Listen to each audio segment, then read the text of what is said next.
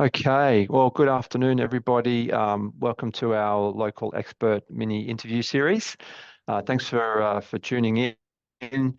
Today, I've got Jon Glass from 64 Plus. Hi, John. How are you going? Very well, thanks. How are you? Yeah, great, great. Good for a Friday afternoon. We're game doing this on a Friday afternoon, aren't we? So, Yeah, I think so. so far so good. But yeah, so just wanted to have a bit of a chat about what a retirement coach does. We work with you in sort of different areas that partly overlap, or partly the end of one sort of advice line, the start of another. In terms of the way that people could possibly get help as they approach and enter retirement.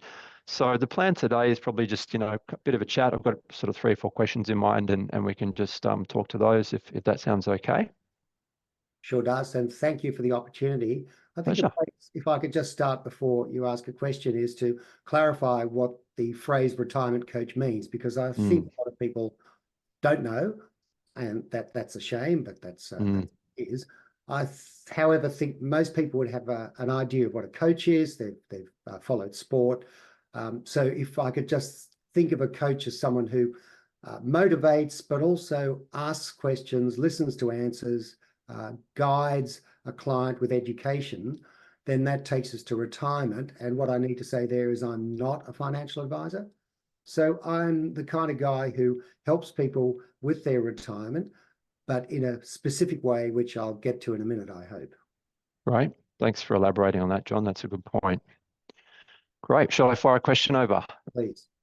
All right. So, um, beyond finances, and I guess good segue to your comment just then, beyond finances, what aspects of retirement planning do you focus on to help people create a fulfilling next chapter?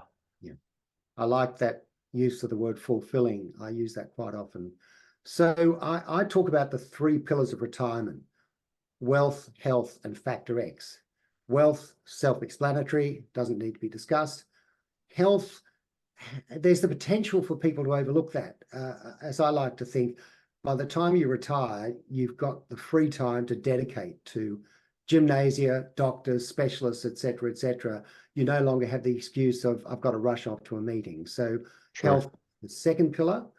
The third I call factor X, because I can't think of a word in the language that rhymes with health and wealth. So what do I mean by factor X? And we'll develop this, I think, in your next question. It's about the emotional aspects of retirement. And people listening to this may think, oh, what's he on about? I thought retirement was a time of placid contemplation and having a full plate of activities, or not, as the case may be. Well, Indeed. no, I think there's a whole lot more going on, which I hope I can talk about in a minute. Great. Okay. Sounds good. So, what are some of the common challenges that people face leading up to retirement? And how would you help them overcome them? How do you help them overcome them, John? So if I may, a bit of a definition, and to make it very simple, I always like to think that people in their emotional register have hopes and fears. I think that describes everyone who's ever lived. So Brilliant. people come to retirement, and typically my clients are on the threshold of retirement or recently entered into it, not 20 or 30 years into retirement, and not 30 years before retirement. So let's Okay. think of someone who's, I don't know, 60 for the sake of a number, and about to retire.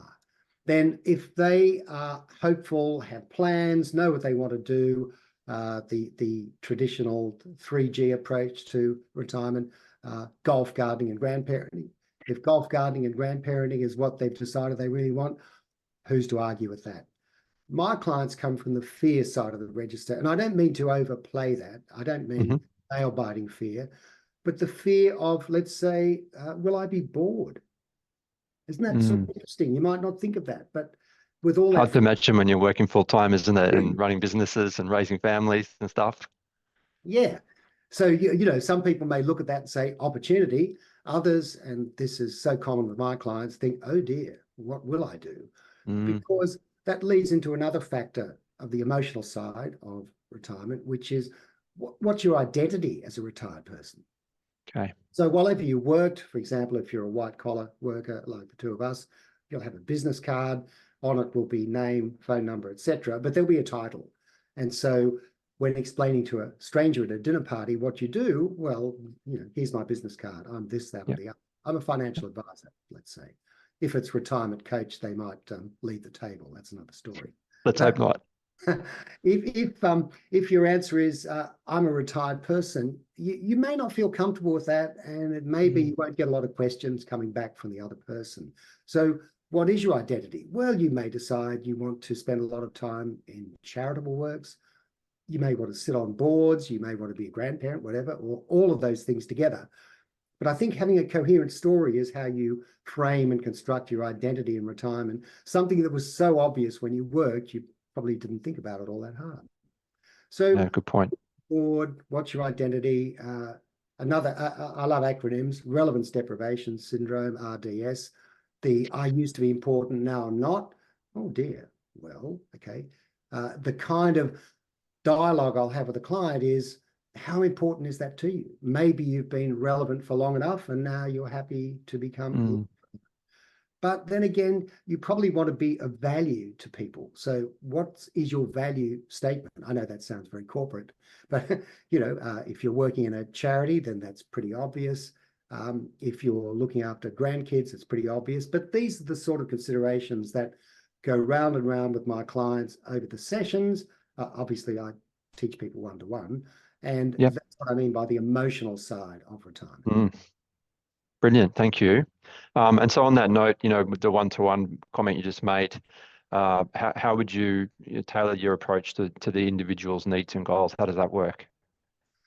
I work with people over 6 sessions of 1 hour each, spaced out a reasonable amount of time. I give them homework. I give them homework because I think that's a good way of concentrating their minds so they come to the meeting with some ideas. And in tailoring that homework, I'll be honest, I give them pre-formatted bits of homework that will be videos from the web. It'll be blog posts that I might have written. It'll be an excerpt from someone's book. It doesn't matter. It's all sorts of things on topics such as regret, procrastination, good psychological stuff. However, your point of tailoring, it happens often a client will come to the meeting with the homework done and say, by the way, you raised the topic of regret. I don't feel regret. Can we move on? And I'll say, okay, that's you. This session is tailored for you. And the client will maybe spend 20 minutes on one topic and 30 seconds on another. Yep. That makes sense. And I guess it's it's a self-study portion to a degree, and they cherry pick what they want to work on, and then there goes the tailoring, right? Everybody gets what they're looking for around that framework. Well put. That's right. Yeah. Brilliant. Okay. No, that sounds good. So great. And then I guess last but not least, what would be sort of situations where, as a retirement coach, you might see a need for your clients to also have a financial advisor or help putting a plan together, etc. Tell me what you see around that sort of space. What typically happens is clients who are again mostly white collar workers, they will have a financial advisor of one kind or another.